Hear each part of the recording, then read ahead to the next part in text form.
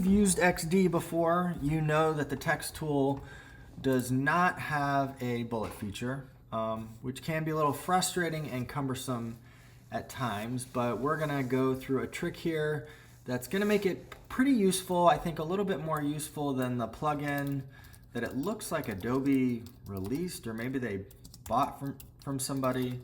But the way that plugin works is you would type out your bullets like this, go to list plugin. If you're interested in it, it's just called list under the Adobe plugins, and then hit that, make list, and then it's going to create that list for you. And it's got some things like this where you can make changes to the list, you can adjust the padding, which is nice. So you can do that, you can use that, but I think there's a little bit more powerful way to potentially do this. It's not gonna have this nice interface, but it is pretty useful. So the first thing we're gonna do is we're just gonna draw a bullet, but you don't have to. You could use anything you want. You could use a picture, a shape, an SVG, whatever you want your bullet to be. You can use the bullet from the font by just hitting option 8. And that will give you the bullet, but let's add some text here. Bulleted text, item 1. And we will put that with our bullet. I'm gonna give this what do they call this? Auto height box. And I'm just gonna extend this out in case our bullet gets a little bit longer. And then I'm gonna center these two and I'm gonna group them. And then once they're grouped, we wanna go ahead and turn on a horizontal stack, and that is going to allow us to control padding between the bullet and the text.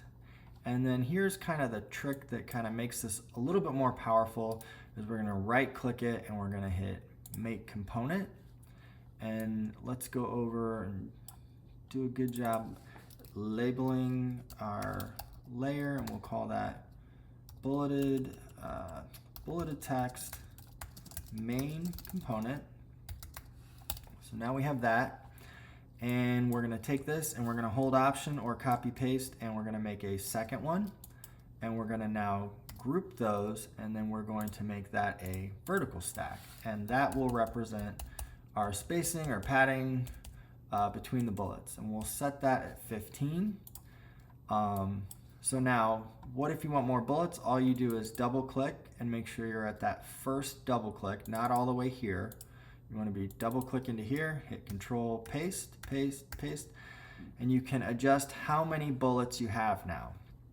Okay, so not too different than Adobe's tool that they've provided. However, where this becomes pretty useful,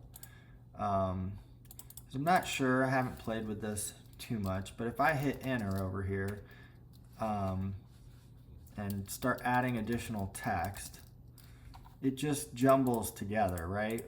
Or even if I go like this does not auto adjust. However, ours, if we go all the way in and we want to add additional, hold on, let me take a step back.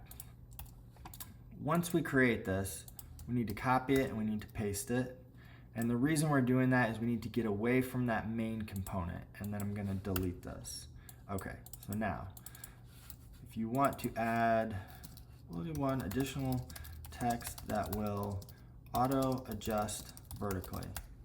It doesn't look like it did, but if you give it a second, once that vertical stack catches up, it's gonna auto adjust. And we can go in here and we can decide, more space, less space. We can double click into here and get to that horizontal stack, and we can say, we want more space here. I take that back. All right, 1 second, let me take a step back. Okay, so if we want to adjust the space in here or make other adjustments, we're going to double click to here, and then we're going to edit the main component. Okay, so this is our main component now. Let's say we decided, you know what, the client wants this bullet to have a color and it shouldn't have a fill because it's showing up So we can make that adjustment here to the main component, and that is going to adjust all of them. And the client does not like Helvetica New. They want to use Railway. We do that, and all of our bullets now auto adjust. Oh, they want it to be light, or they want it to be bold. You can make all those adjustments by adjusting that main component.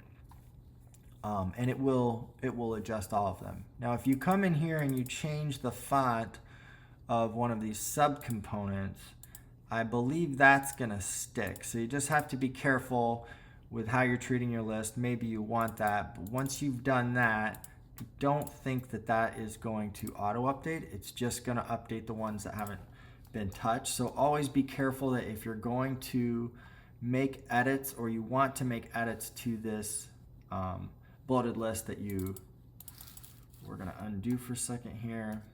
Yeah, we'll just undo back to there. And then again, you double click that, and then you right click, and then you do this edit main component. And XD always puts it off to the side, but we're gonna put it here.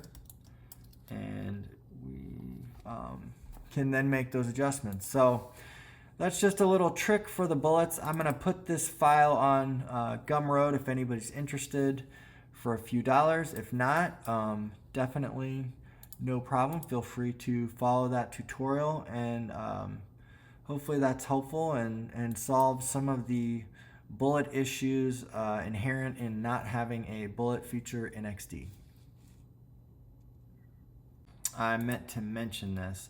If you wanted to completely change the bullet, just make sure you're editing that main component, and then let's say, so this was a graphic bullet, but let's say they decided they want to use, client decides they want to use the text bullet.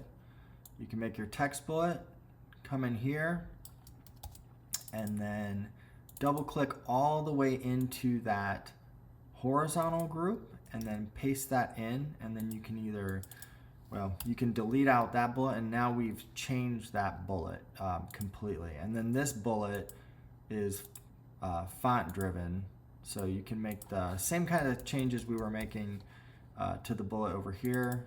You can do things like adjust where it sits vertically, but I did want to mention that you're not stuck with the bullet that's shown here.